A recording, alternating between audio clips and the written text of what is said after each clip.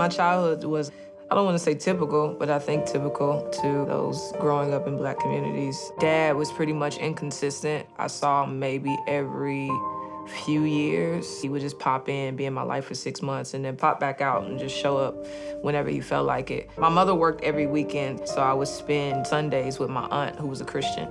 And so she would take me to church with her like every single Sunday, which was incredibly boring, but I enjoyed the popcorn that the kids got and the Skittles. Childhood was a mixture of abandonment, but not knowing that's what that was, mixed with glimpses of God through my aunt, mixed with seeing my mother work hard. I think middle school and high school was me chasing after love from people. I wanted people to tell me that I'm something, that I'm significant, that I'm somebody. And women, I think, became one of the main sources of that for me. I was confused. I didn't know what to do. I had these feelings that seemed very natural, these thoughts that seemed super normal to me, but I knew it wasn't normal to culture.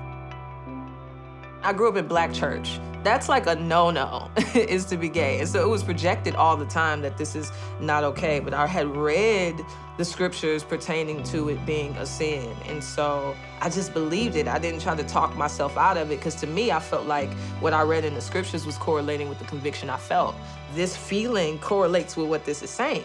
It's like, it's not an isolated situation, but I still didn't know how to come to terms with, this is how I feel, so I'm gonna do it.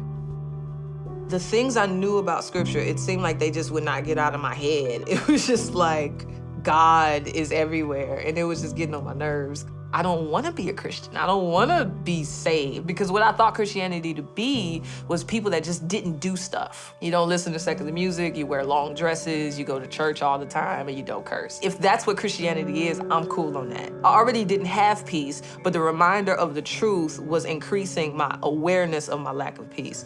And so I called one of my cousins who was a believer, and she was like, you know what? I believe that God is going to show you how much you need him.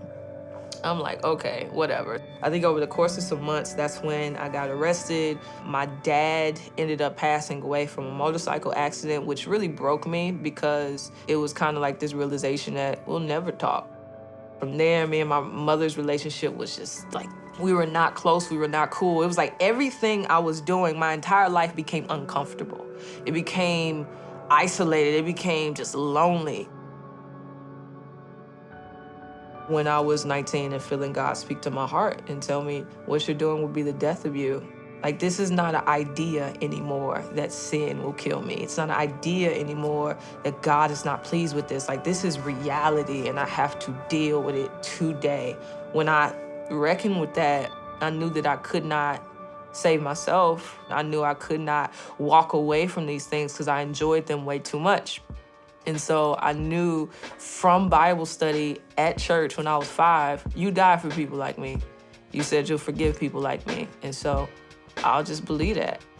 I was in the church in 2 weeks, wearing girl clothes in a week. That was strange. I wasn't used to wearing regular bras, and I had to understand how to sit like a woman again, because I was used to sitting like a guy. Just relearning womanness. He did what he had to do to grab me, because I would not have chose God apart from God choosing me.